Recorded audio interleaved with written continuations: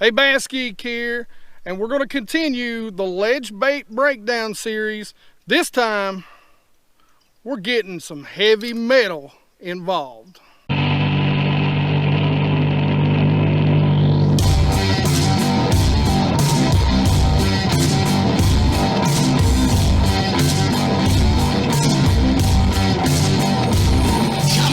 So now, let me pre-rec this by saying I've got a more in-depth how to fish a spoon in my ledge series.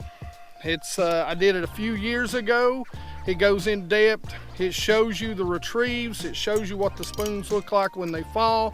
Go check that out. This video is just going to be some updates. I'm going to show you some tweaks that I do, especially in the clear water, to help get more bites. All right, so let's jump right in and let's start with rigging. Guys, the very first thing, now there's a lot of different ways you can go out there and check it out. For the most part, generally what I do is on the split ring, I just tie me a second hook. Now I don't have it on these. There's several different sizes. These are generally my go-to sizes right here. This is the big Ben Parker spoon by Nichols. I love Nichols spoons. They make such a good diversity in spoons. There are also Ledge Hog makes some great spoons, and they make a slow fall spoon for fishing around docks specifically. Go to their YouTube channel, check it out. Make sure you subscribe to them. Again, not sponsored by any of these people. A couple years back, I was fishing a BFL and I'd practiced and I had thrown both of these. This is the Sexy Spoon by Strike King. This is the Ben Parker series, the Magnum spoon by Nichols. All right, so a couple years back, I'm out on, we'll just call it Top Secret Lake D, and I'm pre-fishing.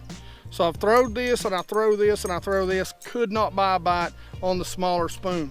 They were really keying in on the big gizzard shad out there. And this bait, every time I would throw it, every single time, I'd get drilled. So one of my buddies, the guy that I drew was fishing shallow. So we run way up the lake. So this pattern wasn't gonna work for me. But one of my buddies was actually fishing with a guy that was going to be fishing deep, and he had brought spoons, and so he had looked at me the night before. We were sharing a room, and he's like, well, you know, what about the small spoon? I said, don't even throw it. I didn't get a bite on it the 2 days in practice. Every bite I got was on the big spoon. So he went out, and I think it was like 3 fish or 4 fish. He managed to finish 4th place in the BFL. Every single fish came off this spoon. You can't. It's hard to beat a Nichols, guys. I'm telling you, big spoons are a big bass bait.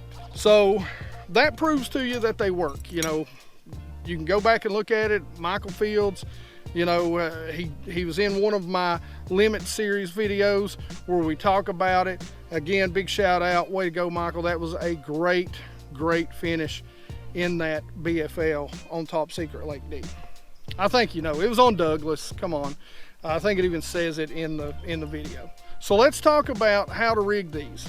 Now, guys, I'll be honest with you, I haven't got into the whole stinger hook thing, but basically all you really have to do is get you some strong braid, tie it to this, and just have you a nice stinger hook, or you can just get you a treble hook up here and just connect it to that split ring, and you've got a good stinger hook.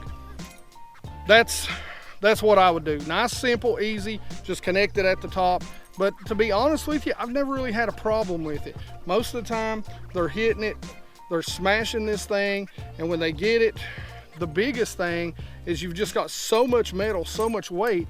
The biggest thing is just not letting them shake it off. Don't fight them. That's a lot of the ledge stuff. You're not fighting, you're just cranking and hopping them in. If the guy ain't got the net, it's like I always tell them, if you don't have the net, don't be right here, because I'm gonna slap you with a fish upside your head more than likely. So you slow on the draw, you're gonna get fish slapped. It's just how it is. So something that I do, especially in clear water, that gets me bites, and this is an update that won't be in that last video. So I discovered these. I actually seen a guy who fished Gunnersville talk about doing this.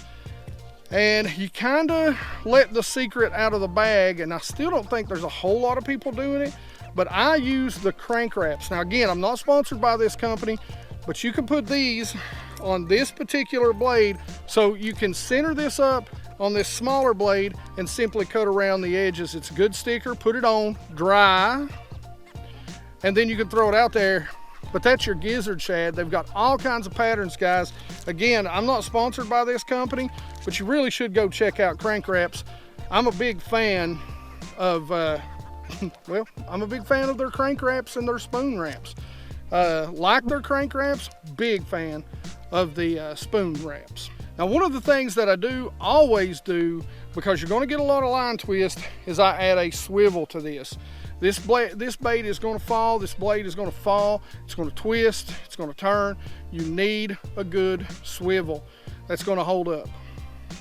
Now remember, this is a big fish bait, so make sure that you put a good size swivel. That swivel is a little undersized because it's all I had with me today. It wasn't doing any spoon fishing today.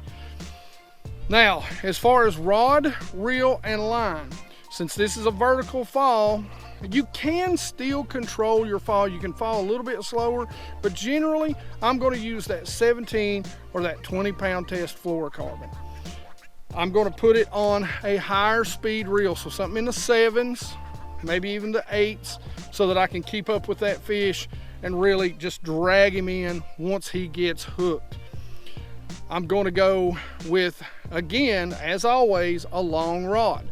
Something in the neighborhood of a 7'6" to a 7'11". It's going to be a heavy, fast action to even a extra fast. Now, I like a fast action. I like a little bit of tip because you are dealing with big treble hooks. So you want a little bit of give to them, but you want to drive that thing home and you want to wrench them in when you get them. Now, like I said, go back and look at that how to fish a spoon video. I go very in depth in everything in it, including the retrieve. But realistically, there's 2 retrieves. I'm going to make a long cast. I'm going to let it fall to the bottom on semi-slack line. You want to watch that line as it's falling, because a lot of times on the fall is when they're going to bite it. When it hits the bottom, I'm going to reel down and I'm going to jerk up. Now you can change your cadence on that. You can do a single pop. You can kind of twitch it a couple times. You know, whatever you feel like the fish are going to want. That's the first retrieve. The second retrieve is real easy. I'm going to throw it out there. I'm going to let it sink to the bottom, and I'm going to give it 2 or 3 cranks. And I'm going to let it sink to the bottom, and I'm going to give it 2 or 3, maybe 4 or 5 cranks. And I'm going to let it sink to the bottom, and I'm going to crank it again. That's the 2 retrieves that work 90% of the time for me. Well, I kind of left out a 3rd retrieve. Now guys, these are great for suspended bass. So you can throw it out there, kind of count it down, and then pop it a few times. That's a kind of a 3rd retrieve. I did forget about that retrieve, and that's a retrieve that I've actually been using a lot here lately. So where do I fish these baits? Again, we're going to fish them out on the ledges. We're going to fish them in areas that are long tapering points that have a creek channel swinging up against them.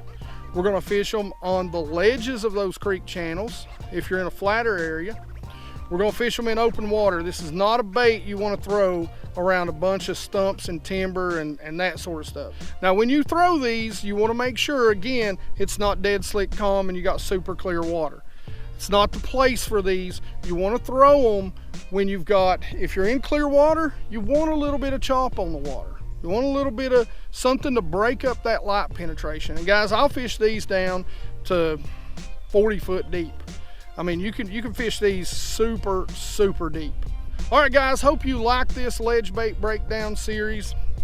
Make sure you leave those questions and comments in the comment section below. If there's something that I haven't got to yet, there's still a lot of baits, guys. A lot of baits that can be used out here in the ledge, on the ledges or out on the offshores or just deep. I like to call it out deep. But sometimes it's not even deep. It just depends on where you're at and what kind of lake you're fishing. Anyway, like I said, questions and comments in the comment section below. Make sure you like it. If you like it, don't forget to subscribe, ring that bell so you make sure you get those notifications, guys. I appreciate each and every one of you watching these videos. I can't tell you how much it helps so that we can get these companies for the big 25,000 subscriber giveaway, to donate some prizes to give back to you guys. Like I said, and like I always say, you guys rock.